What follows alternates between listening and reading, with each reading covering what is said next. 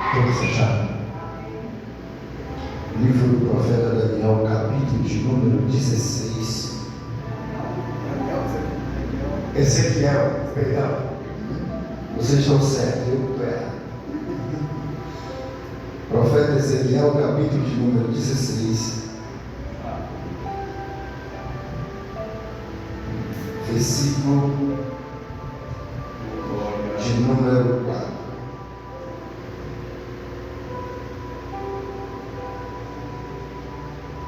Amém? Está escrito: quanto ao teu nascimento, no dia em que nasceste, não te foi cortado o umbigo, com algumas traduções, o cordão umbilical, nem foste lavada com água para te limpar, nem esfregada com sal, nem envolta em faixas. Não se apiedou de ti olho algum para te fazer alguma dessas coisas. Compadecido de ti antes destas coisas, compadecido de ti antes foste lançada em pleno campo no dia em que nasceste, porque tiveram nojo de ti, ou te rejeitaram. Passando eu por junto de ti, vi-te a revolver-te no teu próprio sangue, e te disse: vives. E ainda que está no teu sangue, te disse: vives. Eu te fiz multiplicar como renovo no campo, cresceste e te engrandeceste, e chegaste a grande formosura. Formaram-se os teus seios e te cresceram os cabelos, no entanto estavas descoberta, estava nua e descoberta. Passando eu por junto de ti, vi-te, e eis que o teu tempo era tempo de agosto. Estendi sobre ti as abas do meu manto e cobri a tua nudez, dei-te juramento e entrei em aliança contigo, diz o Senhor Deus, e passaste a ser minha. Então te lavei com água e te enxuguei com teu sangue e te ungi com óleo. Amém? Glórias a Deus. Louvado seja o nome do Senhor. Palavras de Deus pelo intermédio do profeta Ezequiel. Podeis se assentar, meus irmãos. Glória a Deus, aleluia. O texto fala, Deus ele tem suas formas e maneiras de falar por intermédio dos seus servos. Com o profeta Ezequiel, Deus falou por meio de parábolas, símbolos, por forma e até mesmo de desenhos e em profecia. O profeta Ezequiel, quando a palavra de Deus, quando Deus se manifestou a ele estava junto com os cativos da Babilônia, que habitava próximo ao rio Quebar. O profeta Ezequiel foi levado quando Jerusalém foi invadida pelos caldeus, pelos babilônios. E foi levado não porque ele era um idólatra ou porque desobedeceu a Deus, mas por causa que no pecado de uma nação, até mesmo aquele que não participou vai pagar, talvez pelas mesmas consequências.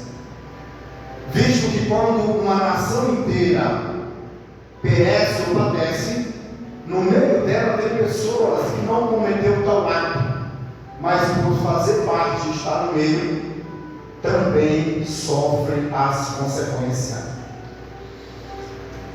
O profeta Ezequiel foi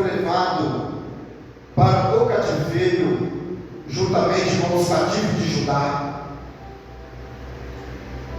aproximadamente com 25 anos de idade, quando ele foi levado cativo. Quando lemos o capítulo de número 1 do profeta Ezequiel, ele diz: no 30º ano. Isso quer dizer, eu tive visões de Deus, que com 30 anos, Deus se manifestou a ele a primeira vez. O profeta Ezequiel tinha 30 anos, quando Deus falou com ele a primeira vez para profetizar. O profeta Ezequiel, filho de Buzi, o sacerdote, pelo ministério, ele seria também um sacerdote por causa da linhagem da sua família, da sua linhagem sacerdotal, que vinha descendente do sacerdote Arão. Porém, além de sacerdote, Deus vai acrescentar na vida de Ezequiel o ministério profético. E o nome Ezequiel, ele quer dizer fortalecido por Deus. Nome que vai ter grande importância no seu ministério, pois no capítulo 1, versículo 3, Deus disse: eu fiz a tua fronte mais dura que o diamante, e a teu rosto mais firme que a pedreira. Não temerás diante deles, nem te acovardará. Deus estava falando que o profeta Ezequiel foi chamado para profetizar para Israel, Judá, Jerusalém, Tiro, Sidom, Síria, e que muitos das nações dos povos, líderes religiosos e muitos falsos profetas iam se levantar para intimidá-lo durante o seu ministério profético. Mas o seu nome, fortalecido por Deus, vai ter uma grande importância, um grande peso, porque isso vai mostrar que diante, quando Deus dá no ministério a alguém, também Deus o fortalece para cumprir cabalmente o seu chamado.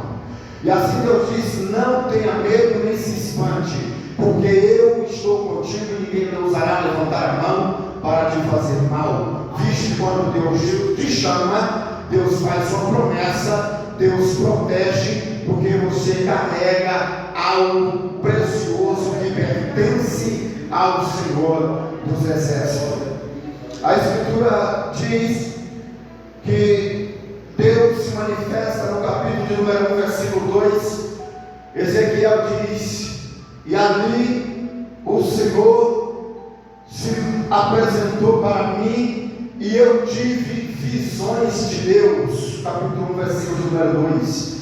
No versículo de número 3, ele diz: e veio a mim a palavra do Senhor, dizendo: filho do homem, vai aos que estão junto do rio Quebar, e diz assim: diz o Senhor. Observe que Deus se apresenta para ele a primeira vez, e a Escritura diz que Ezequiel escreve dizendo: eu tive visões de Deus. Segunda manifestação de Deus, ele diz: e veio a mim a palavra do Senhor, dizendo. Essas duas expressões mudam a vida do profeta, porque primeiramente Deus, ele abre a visão do profeta. Primeiramente Deus abre os olhos dele, porque ele diz: eu tive visões de Deus. E depois que ele abre os olhos, ele diz: e veio a mim a palavra do Senhor. Já pega isso aí, Deus, nessa noite abre a tua visão, abre os teus olhos para compreender a sua palavra. Oh glória, uma vez que Deus chama, Deus abre a visão, revela a palavra, o capacita e envia para falar segundo a palavra do Senhor. Oh glória, louvado seja o nome de Jesus Cristo. Aleluia. E uma vez que o profeta está com a sua visão aberta, e agora vem a palavra de Deus a ele, e agora Deus o fortaleceu para o seu chamado, ele está preparado e pronto para fazer a vontade do Senhor. Quando o profeta Ezequiel começa o seu ministério profético aos 30 anos, ele vai profetizar de 592 a 571, totalizando aí aproximadamente 22 anos profetizando a palavra do Senhor. O propósito pelo qual o Senhor, um dos propósitos pelo qual o Senhor chamou o profeta Ezequiel para profetizar, é para mostrar e revelar ao povo que estava cativo, porque que a glória de Deus se retirou dentre eles, e eles foram levados cativos para a Babilônia. E também o profeta Ezequiel foi chamado para profetizar, para mostrar para eles qual seria a forma em que a glória de Deus voltaria a se manifestar novamente no meio deles quando eles retornassem do cativeiro.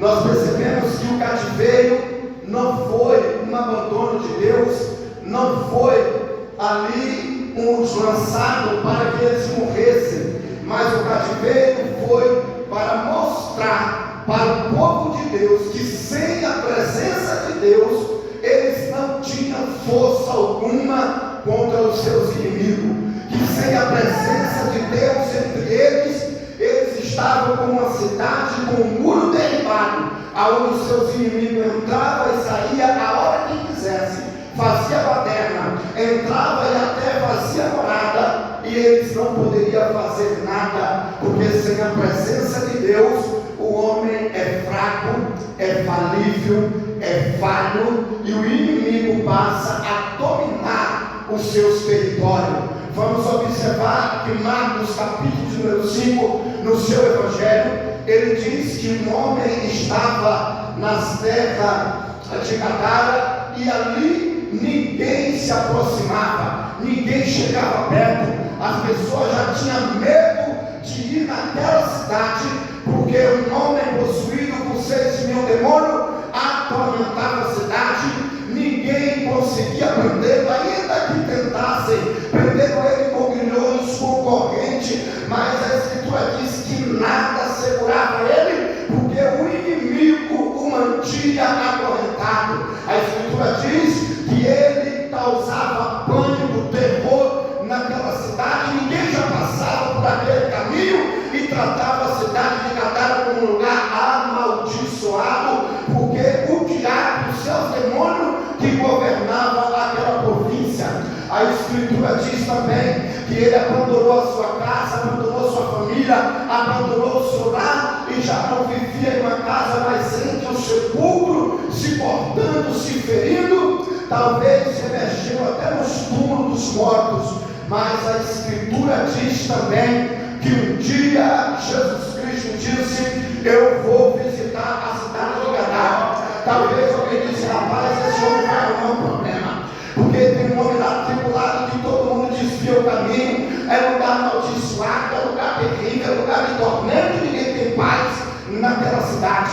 Mas eles não sabiam quem estava atravessando o mar para chegar àquela terra. E quando ele está atravessando o mar, a Escritura diz que ele se levantou tão grande tempestade e vendaval, e bastou somente uma palavra sua, o vento quietou, a tempestade parou, e ele chegou do outro lado. Quando ele pisou o pé do outro lado, a Escritura diz que os demônios já se lançou e joelho em terra, dizendo que tu vem aqui, filho do Deus vivo, nos atormentar antes do tempo. E ali Jesus manda eles calar a boca, expulsa eles, ainda pede a Jesus, lance no abismo, porque nós sabemos que tu tem poder para lançar-nos em qualquer lugar que ele quisesse. Mas até mesmo os demônios, ainda que seja 6.000, 100.000, 50.000 tormentos, mas quando o Cristo ungido de Deus chega, pelo poder do Espírito,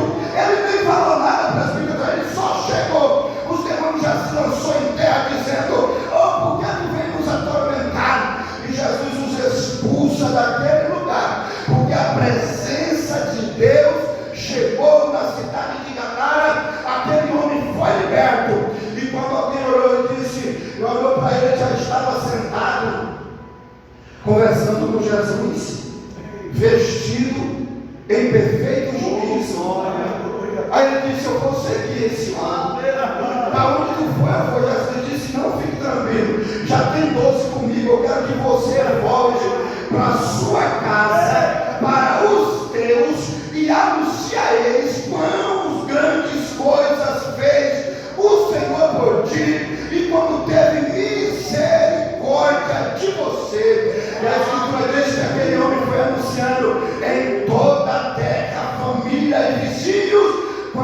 grandes coisas, fez o Senhor por ele. Deus fez grandes coisas por você.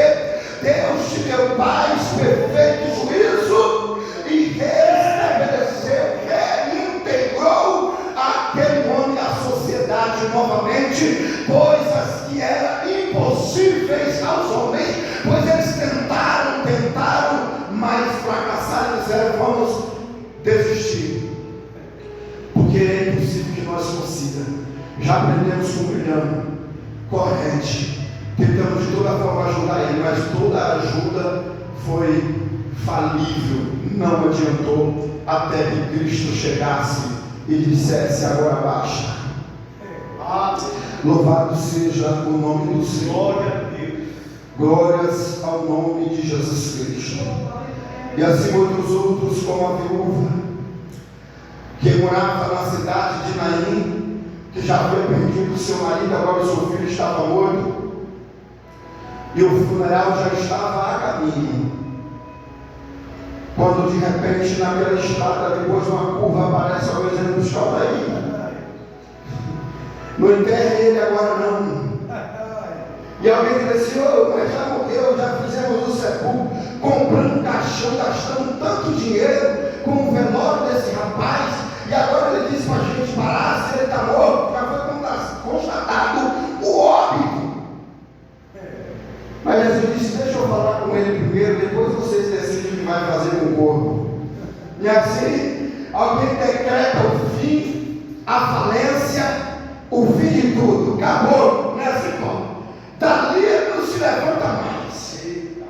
Dessa situação aí agora só a morte. Acabou para ele, acabou para ela. Mas até que a voz diz: deixa eu falar com ele um pouco, deixa eu falar com ela um pouquinho, pois a Escritura promete dizendo: eita, agora até aqueles mortos, quando ouvirem a voz do Filho de Deus, se levantarão do sepulcro e sairão. Oh, glória!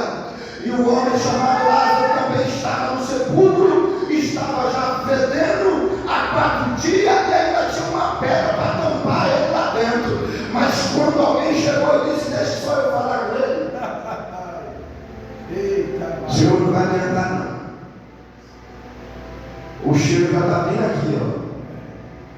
Esquece. Ponto final. Todo mundo vai chegar nessa situação. E a Deus, deixa eu só falar com ele. Mas antes de falar com ele, Jesus falou com o Pai. E disse ao Pai: eu vou até te dar graça logo, porque eu nem falei com o outro lá, mas eu vou te agradecer antes. Graças te dou porque sei que sempre me ouve. Mas eu falei assim para que a gente não creia que tu me enviaste. Aleluia. Nós temos que aprender a agradecer antes de receber. O coração grato, ele vem na presença de Deus e assim: obrigado. Toda vez que ele diz, a primeira coisa que ele diz: obrigado mais uma vez, porque eu estava morto e quando o Senhor me chamou, o Senhor me deu vida. Mas eu vim num culto desse e disse obrigado. Quinta eu venho de novo e digo obrigado mais uma vez, porque eu não posso te pagar pelo que recebi. Aí eu venho no domingo de novo, falo de novo, minha palavra é obrigado, porque uma vez que eu estava esquecido e tu se lembrou de mim. Depois eu falei do Senhor: obrigado, porque eu estava surdo e tu abriu os meus ouvidos para ouvir a tua voz. Aí eu venho de novo e digo obrigado, porque eu não conseguia te enxergar, mas tu abriu os meus olhos e agora eu vejo os teus sinais na nossa vida. Louvado seja o nome do Senhor. O profeta foi chamado por propósito para dizer: olha, vocês foram cativos porque abandonou a presença de Deus, que não valorizou enquanto tinha a presença dele entre vós. Mas o profeta também vai dizer: mas não está tudo acabado, pois no capítulo 37 ele vai observar, e Deus o chama e ele olha e diz assim: Senhor, tem um vale de ossos sequíssimo, ressequido, muitos ossos sobre a face do vale. Deus olha para ele e diz assim: tu, filho do homem, o que é que tu acha? Varão, irmãos e irmãs, se Deus nos levasse um de nós em um campo aberto, aonde houvesse uma grande batalha, e não houvesse nada corpo, mas só osso sequíssimo, E ainda o profeta tinha que andar em volta do vale para não pisar em cima e não virar pó, acaba de acabar logo que já estava seco. Qual seria a nossa reação? Desespero, né, irmão? A gente tem que olhar para uma situação caótica, meu irmão Danilo, para uma situação difícil, dizer misericórdia, esquece esse negócio. Temos que ainda ter fé ainda. Temos que ser igual Caleb e Josué. Ele não fez sinal, não falou assim, não, mas a gente serve a Deus, e tu foi, eu fui. Ele só precisa de um empurrãozinho. Né? Que assim, a pessoa achar alguém para encarar, eu vou. Ela falou assim, mas se for assim, rapaz, eu fosse tu, não ia não. Tu pode ser envergonhado nessa situação. Tu pode gastar tempo, esforço físico, dinheiro, financeiro. Tu pode gastar tudo isso e não dá em nada. Tem gente que desanima, não é? Tem gente que ela tem um espírito de desânimo. Deus prometeu uma terra e teve um novo homem que disse assim, rapaz, lá tem gigante. Não tem como não, nós é fraquinho, nós é inseto diante deles. É impossível. Mas hoje disse, se Deus disse, se Deus prometeu, se Deus garantiu, se Deus falou que está conosco todos os dias, por que nós iremos temer? Por que nós iremos se acovardar? E a pergunta ecoou na mente do profeta. E aí, profeta, faça alguma coisa. E ainda Deus disse assim, filho do homem. Quando Deus disse filho do homem, eu já estava dizendo assim, e aí o homem pode fazer alguma coisa nessa situação? O profeta vai pensar um pouco e depois ele vai dizer assim, ó Senhor, tu sabes. O profeta está dizendo assim, ó, tem situação aqui que não é o profeta que vai resolver. Não é o orador, o eloquente, o pastor, o pregador, o doutor, o reverendo. Não é obra para o homem resolver. O profeta disse, Senhor, é tu quem sabe. Ele estava dizendo, tu pode. O Senhor consegue. E se o Senhor quiser, esse nosso serviço pode se transformar em um grande exército. Glória, louvado seja o nome do Senhor. E o profeta Ezequiel aprende algo. Não é Deus, não é o profeta, não é o homem. Tem casos que somente Deus pode entrar com providência para solucionar a causa que parece impossível, porque Lucas 1,35 Lucas escreve, porque para Deus nada é impossível. Louvado seja o nome do Senhor. Glória a Deus. O profeta vai no cativeiro.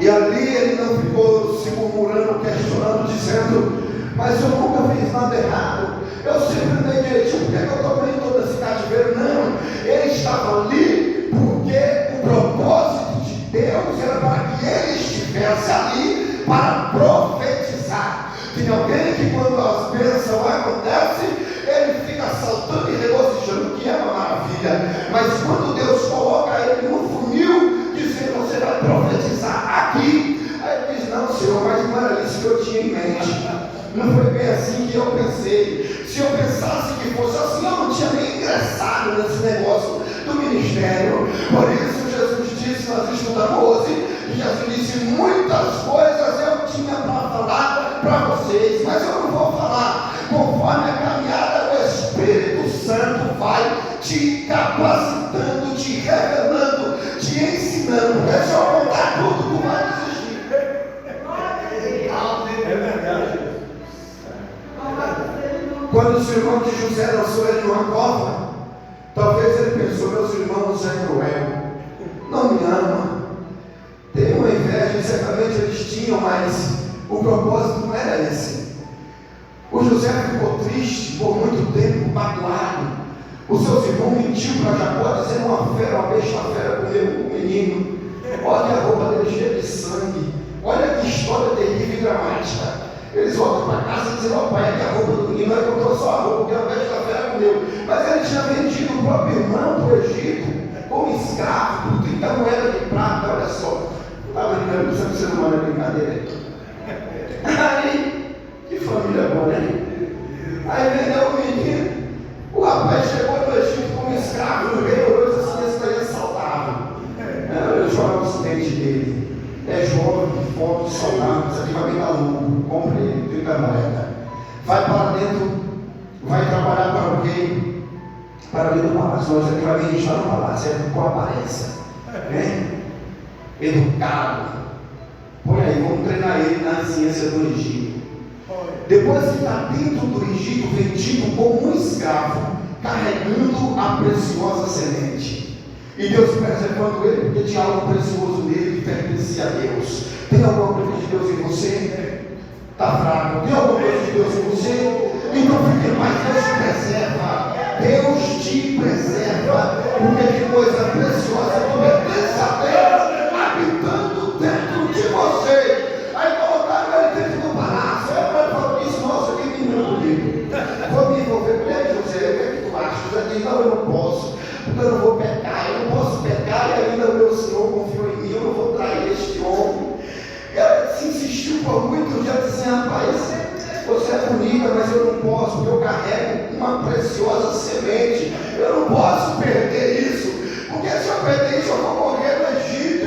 Se eu perder isso, a minha irmã diz: por esse momento, mulher do faraó, eu posso morrer sem a promessa e ainda ficar perdido, eu vou pegar. Aí ela insistiu, ele levantou a calúnia, puxou a túnica do homem, o homem saiu correndo, foi parar dentro de uma cadeia. Deus não tinha dito nada para ele. Ele não sabia o que estava acontecendo, era só um escravo vendido, carregando uma preciosa semente. Quando ele foi preso, ele teve um sonho de Deus.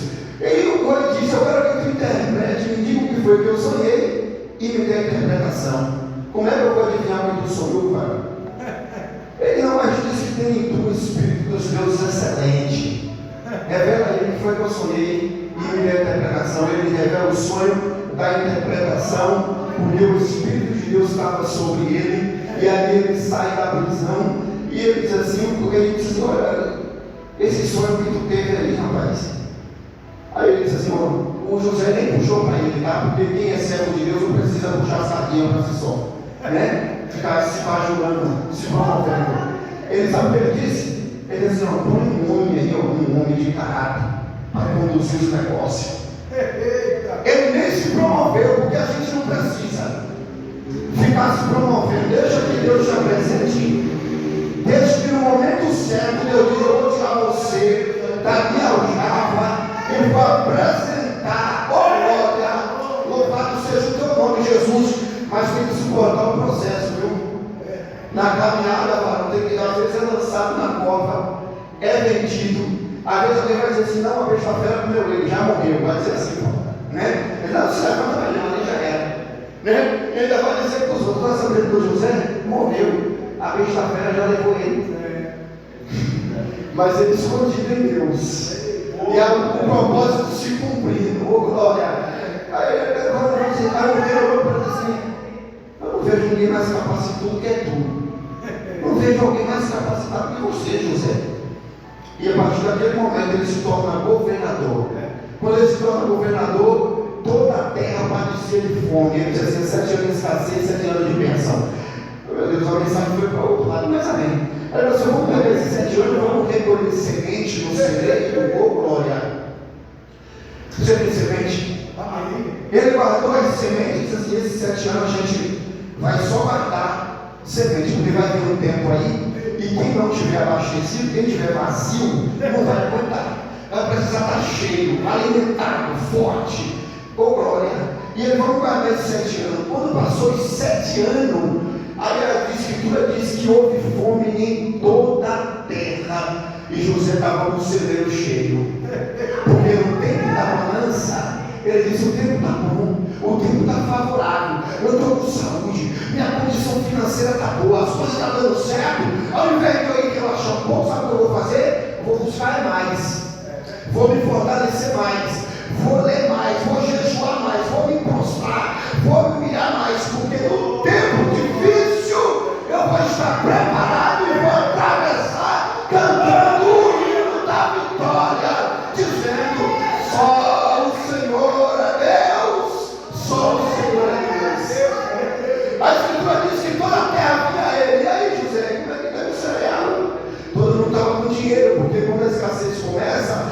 estava com dinheiro, porque o campo estava produzindo, mas ninguém acreditou no que ele falou. O campo estava produzindo, todo mundo disse: vamos cantar, vamos festejar, churrasco, festa, vamos viver, tem pouco, para quê? Joel disse: rapaz, eu já avisei. São 7 anos de escassez, 7 anos de bem, te prepara. E eles não, que esse José aí, um hebreu no meio dos egípcios, a palavra dele não era tão relevante assim.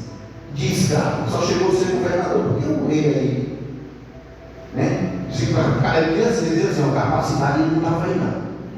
Agradei alguém falar: bateu com alguma situação, levou ele até lá, mas capacidade ele não tem. Então não deram muita coisa. 7 anos de bênção se passaram, encheu o celeiro, todo mundo ficou tranquilo.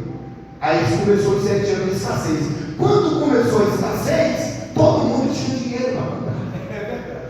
Quanto que é, José? Quero 50 quilos de grão. Pode logo 100 logo aí. Não é assim que a gente contar no ele fica meio ousado, né? Diz: não, vou levar isso aqui. Não é assim? Aí chega comprando e comprando. Só que os 7 anos perdurou. 2, 3, 4, quando chegou nos 4 anos já não tinha dinheiro. O dinheiro acabou porque os campos não produziam. Então, da onde tira que não põe, não mente. Foi assim que eu aprendi quando eu era menor. De pai disse: filho, da onde tira que não põe, não vai mentir. Então, você tem que tirar, tem que repor. Então, acabou o dinheiro. Aí José falou assim: vamos negociar. Tu tem vaca lá, não? Ovelha, cabra, jumento, cavalo. Traga tudo, porque aqui a gente tem semente. José começou a negociar. José começou a negociar.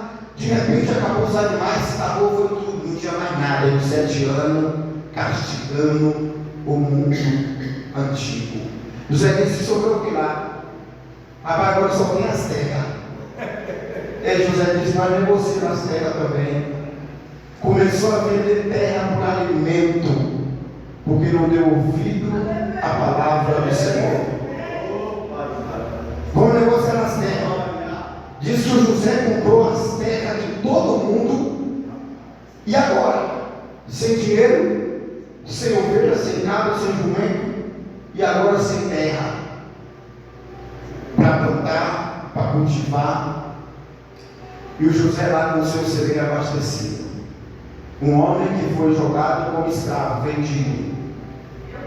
Acabou as terras. José disse: agora não tem mais nada não. Ele falou assim: acabou tudo, ela só tem a barriga roncando agora. José disse assim: vamos negociar. Vocês trabalham para a gente e eu te pago o salário em grão.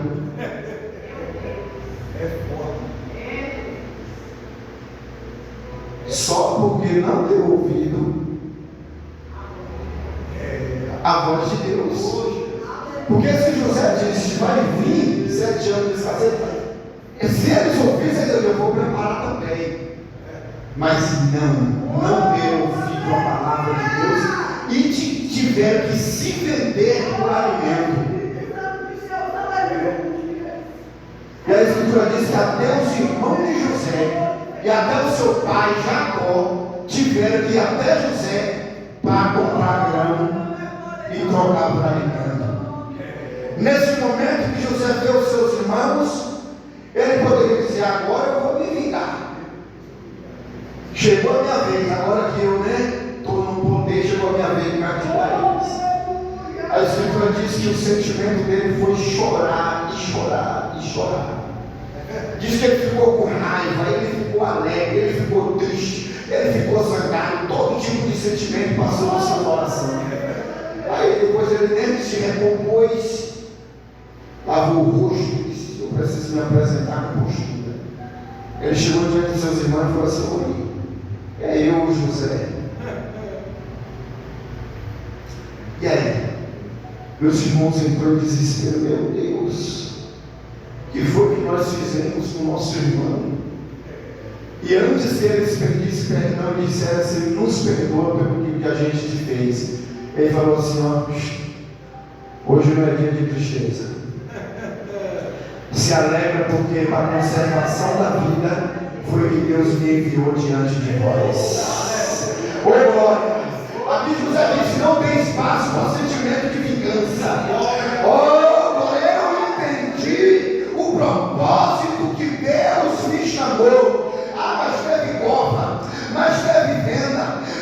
disseram que eu estava morto, disseram que a besta fera me tragou, disseram, me caluniaram de abuso, me lançaram na cadeia, me acusaram de tudo que é tipo de coisa. Aí ele diz: mas eu entendi o propósito de Deus na minha vida. E uma vez que você entendeu o chamado, uma vez que você entendeu o propósito, você vai parar de sofrer por aqueles que rotulam, que fazem, que tentam sobre a tua vida. Vai dizer assim: isso é o chamado, isso é o propósito, glória.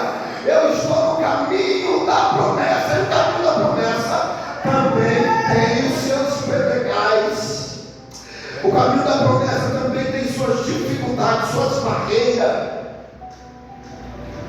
Mas em tudo, nós somos mais que vencedores.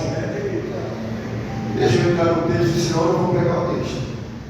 O texto do capítulo 15, Deus fala pelo profeta Ezequiel acerca do seu povo como uma videira inútil. Israel falou.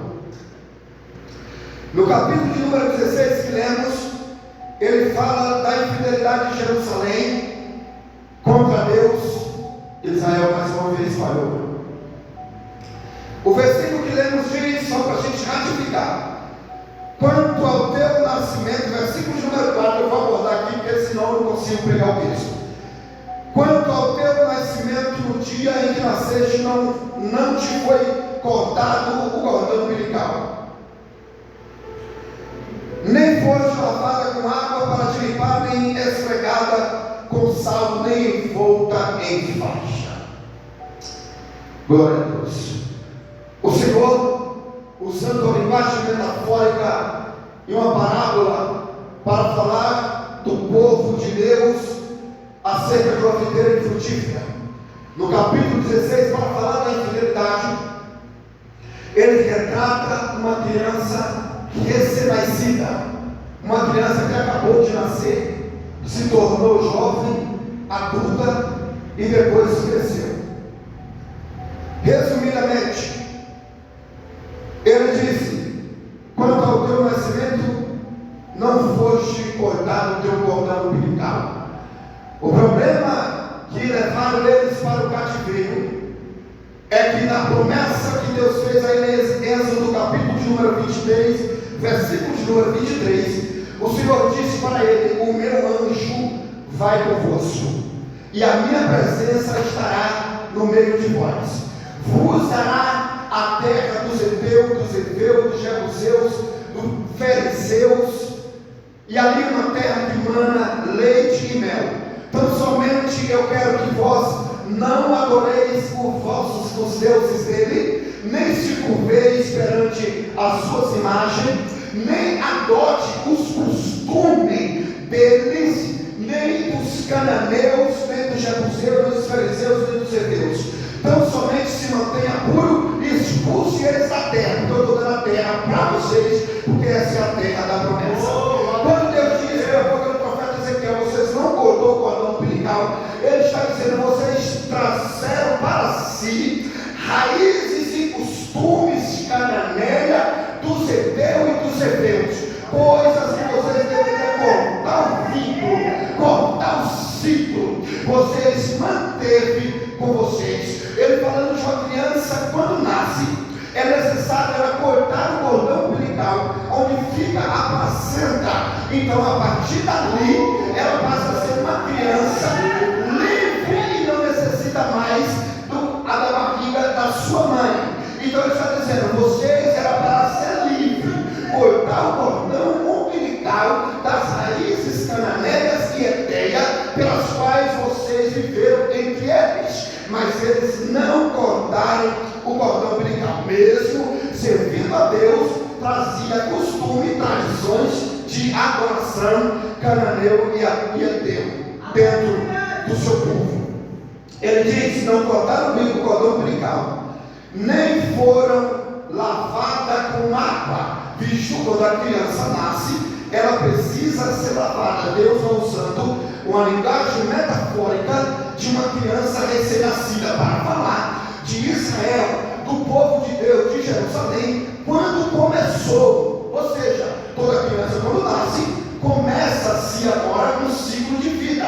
E no começo, eles não cortaram o cordão umbilical dos costumes heteus e cananeus. Quando eles não foram lavados, Deus está dizendo: vocês não se separaram do costume deles, não se santificaram, não se purificaram antes, desde pequeno continuaram com o cordão umbilical ligado a eles, continuaram com o ciclo deles, adorando a Deus e a outros deuses juntamente, e ainda agora continuou, não se lavou, não se separou, não se santificou para servir somente ao Senhor, pois ainda a promessa de Êxodo 23 diz que o Senhor estará no meio de vós, e o anjo da face do Senhor irá adiante convosco, vos guiará até a terra da promessa. Então, somente o que o Senhor exige de vós é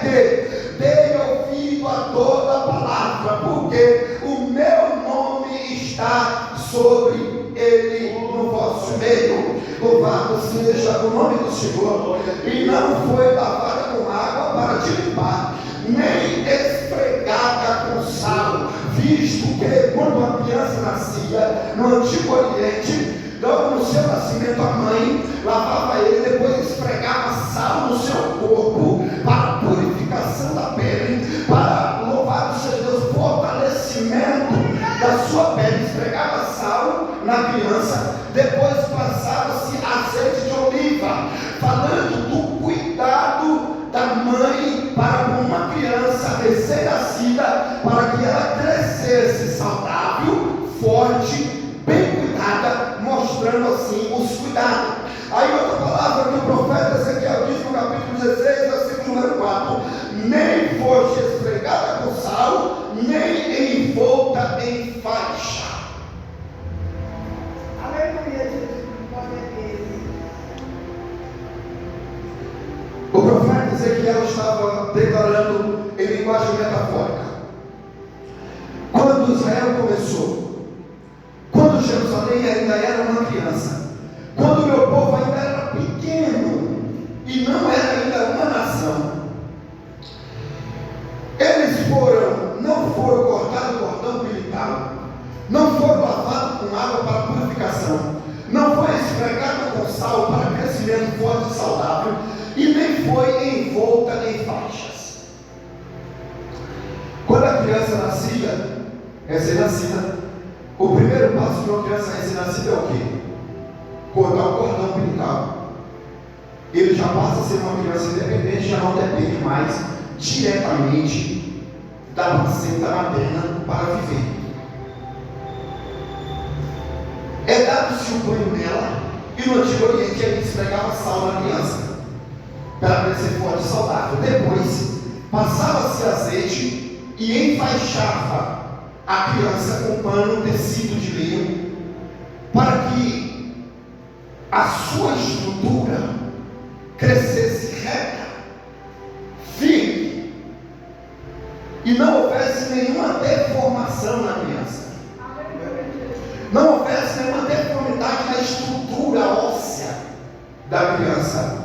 E quando o profeta Ezequiel emprega essa linguagem metafórica ao povo, à nação, à cidade de Jerusalém, ele está dizendo da seguinte forma: eles rejeitou que o seu cordão umbilical fosse cortado, mesmo servindo a Deus, continuou com o costume heteu, heveu e cananeu. Eles não aceitou que Deus os lavasse com água como uma mãe lava um filho. Eles não aceitou que Deus os purificasse, esfregasse sal na sua pele, ainda que fosse desconfortável naquele momento, mas seria benéfico para a criança. Eles não aceitaram, depois que cresceu, que Deus os enfaixasse, porque o enfaixamento, ele quer dizer que quando Deus enfaixa, ele está apertando com o tecido para que os ossos da criança se ajustem, não cresça deformado. O profeta Ezequiel está dizendo: o povo de Deus não aceitou os seus cuidados, porque enfaixar a criança, talvez, sabe aquele negócio chamado espartilho? que era feito nas moças antigamente, desconfortável, né? Eu já vi uns que aperta para afinar a cintura, tem umas que fica até com falta de ar, mas porque que é a beleza, né? Elas aceitam. Mas quando o profeta Ezequiel está falando isso aqui, ele está dizendo: Deus queria cuidar de você, e ele ia te enfaixamento, irmão Danilo. Ele quer representar um aperto, um ajuste de Deus na nossa vida, quando começamos a servir a Deus, para que não cresçamos deformados. O enfaixamento de Deus, às vezes, é restrição. Quando Deus restringe a gente de qualquer tipo de liberdade que pareça boa e agradável, Deus vai dizer não. Deus vai dizer: eu vou enfaixar você, eu vou limitar as suas vontades, para que você cresça perante mim. Oh glória! Porque eu não quero você que cresça com deformidade.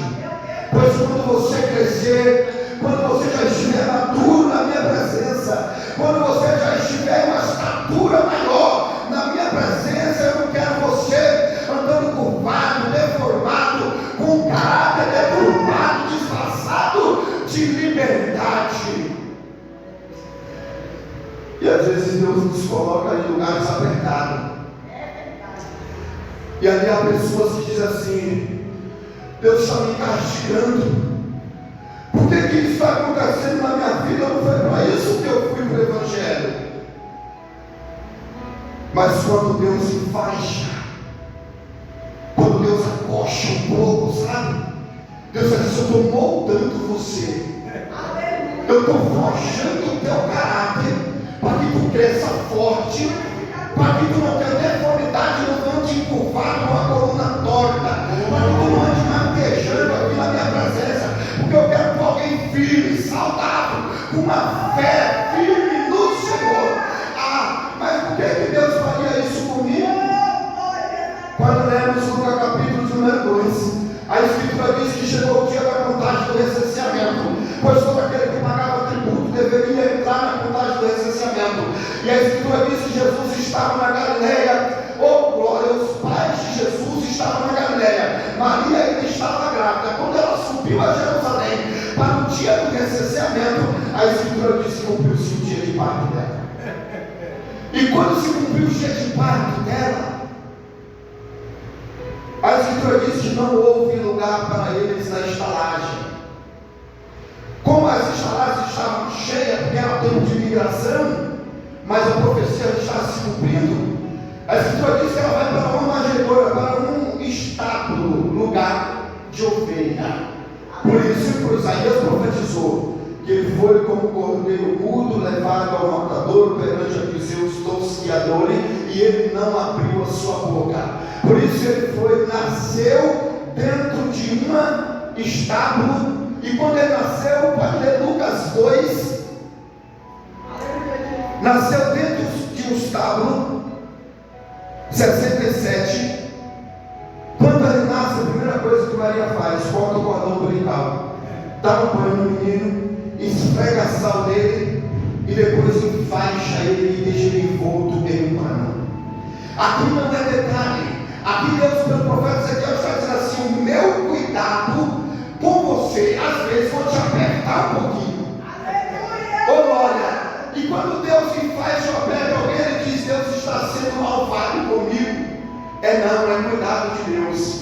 Quando Deus envolta alguém, ou enfaixa, ou esfrega sal nele, está dizendo: eu estou esfregando para te purificar, para te deixar limpo. E assim eu estou cuidando de você. Então não se alarde quando alguma coisa estiver difícil na tua vida, porque Deus está dizendo: eu estou enfaixando, eu estou te protegendo, te guardando. Oh glória, louvado seja o nome do Senhor. Maria, no capítulo 2, quando o anjo falou com ela disse: mas isso é impossível, como sucederá isso? Ela disse: o anjo disse para ela desejar sobre ti a virtude do Altíssimo, e a sombra do Onipotente te envolverá. E a palavra envolver quer dizer enrolar com um tecido. E ela disse: o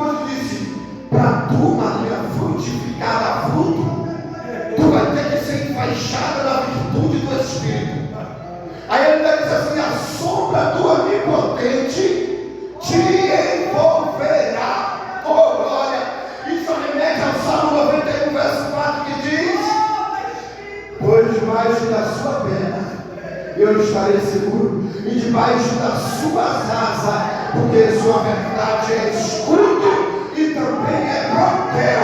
Oh glória, nessa noite o Espírito de Deus diz que quando Deus te envolver no seu manto de justiça e de combate de salvação, quando você estiver debaixo da sombra do Altíssimo e habitando, oh glória, na habitação do onipotente Deus,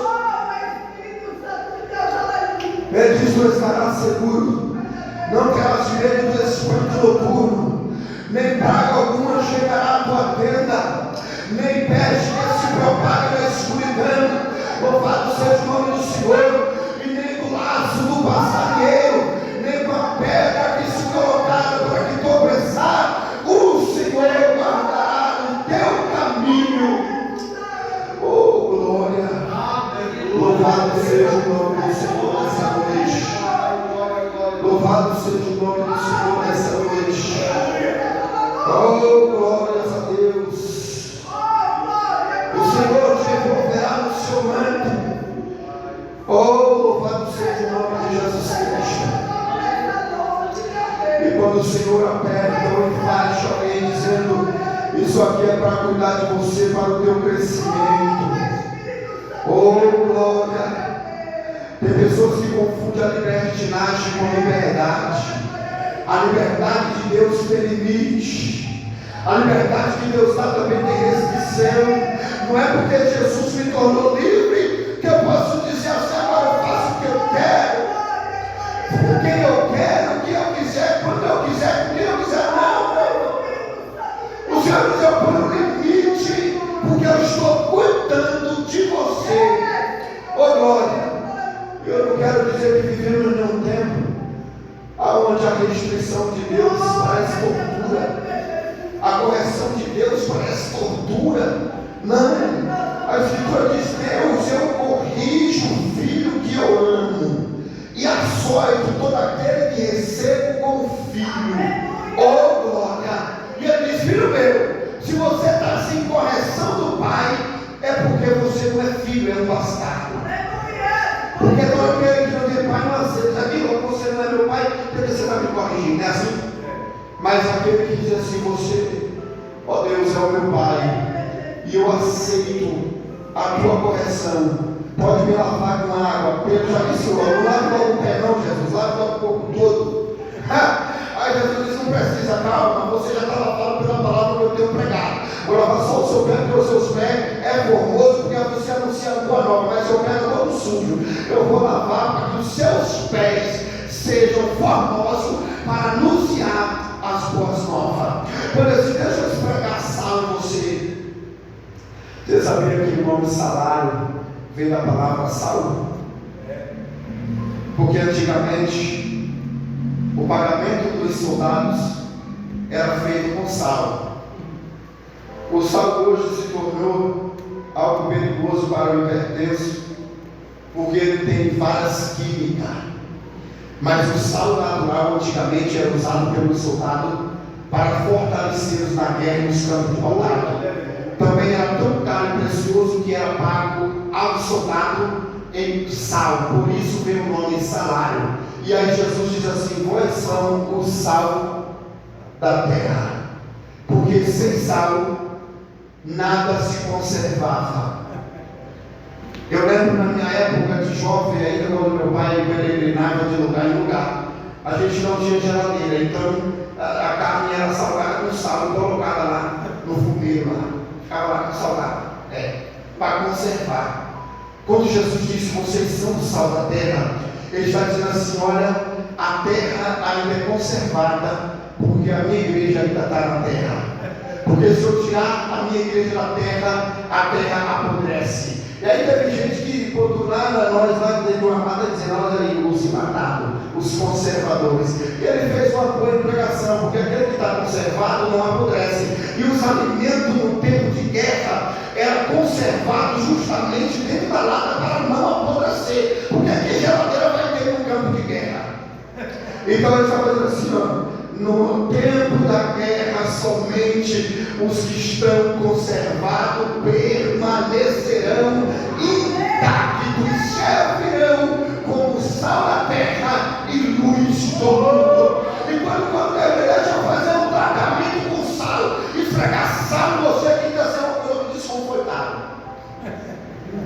O tratamento de Deus às vezes é desconfortável, mas é para o nosso crescimento saudável.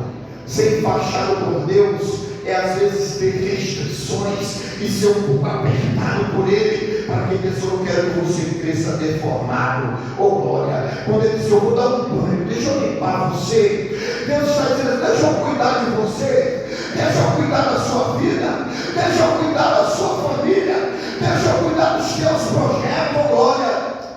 Deixa eu cuidar dos teus planos, deixa eu cuidar do teu futuro, diz o Senhor nessa noite. Você quer ser cuidado por Deus? Se coloque de pé nessa noite. Você quer ser cuidado por Deus? Você quer que Deus cuide da sua família? E ainda que nos custe alguma coisa, algumas vezes desconforto, às vezes Deus vai dizer, não, às vezes assim, Senhor, mas eu quero. Às vezes a gente quer ser igual aquela criança birrenta, né? Eu não queria que fosse assim, Senhor. Aí Deus diz, eu não vou te contar como vai ser, porque senão tu desiste. Então tu vai viver um dia após o outro, e assim o Espírito vai te revelando como vai ser a tua caminhada, igual fez com José, não é verdade? Mas nessa noite vamos orar, e o Senhor continuará, porque eu sei que Ele já cuida. Se tu está aqui é porque Ele cuida. Se eu e você está vivo, é porque Ele guardou a minha e a tua alma. O Davi diz assim, eu deitei e dormi, porque o Senhor me fez repousar em segurança. E o sono é o momento mais vulnerável da nossa vida. A gente não sabe o que vai acontecer, não sabe quem está do nosso lado, não pode fazer alguma coisa, a gente vai estar dormindo, vai ver o quê? Mas o Davi diz assim, ó, Deus me fez repousar em segurança, e eu dormi em paz. Aí ele assim, quando eu acordei, eu entendi que Ele me fortaleceu a noite toda e permitiu que eu me levantasse pela manhã. Oh, obrigado, Jesus. Nessa noite, meu Deus, para as crianças descer para mim, por favor. Pai, nessa noite eu oro. Nós rogamos e intercedemos, ó Pai, pela nossa vida, pela nossa família, por cada alma, cada pessoa que está aqui nessa noite. Aceitamos, ó Deus, os teus cuidados, os teus tratamentos, meu Senhor. Pois assim a Escritura diz que o Senhor lava, o Senhor purifica, o Senhor esfrega sal, o Senhor enfaixa, assim como a mãe cuida do seu filho, meu Deus, recém-nascido, assim também o Senhor é o Deus que cuida de nós, que cuida da nossa família, cuida da família do meu irmão que veio nessa noite, cuida da esposa, do filho, da filha, do marido, Pai, do sobrinho, do parente, do pai, da mãe, Senhor, em todas as famílias da terra. A Escritura diz que seria bendita por causa do teu Filho Jesus Cristo nessa noite, Pai. Cuida de nós, cuida dos nossos, cuida do nosso futuro, cuida, Senhor, meu Deus, dos nossos projetos, dos nossos sonhos, do nosso amanhã. Cuida, Senhor, em nome de Jesus, da nossa saúde e em todas as áreas da nossa vida. Nós colocamos sob os teus cuidados, pois nas tuas mãos eu sei que nós estaremos seguros, em nome de Jesus Cristo. Louvado seja o nome do Senhor nessa noite. Glórias a Deus. Não rejeite os cuidados do Senhor, não rejeite a correção de Deus, não desmaie quando o Senhor corrigir ou disciplinar. Não diga esse Deus é tirano, esse Deus é malvado, não. O nosso Deus cuida, corrige, porque Ele ama. Amém? Meus irmãos, terça-feira temos culto de ensino a partir das 7h30 da noite. Na terça-feira, quinta-feira, começaremos uma campanha muito forte, com propósito aqui, para a glória de Deus, na quinta-feira, a partir das 7h30. No sábado, tem sido de oração pela manhã, às 8 horas.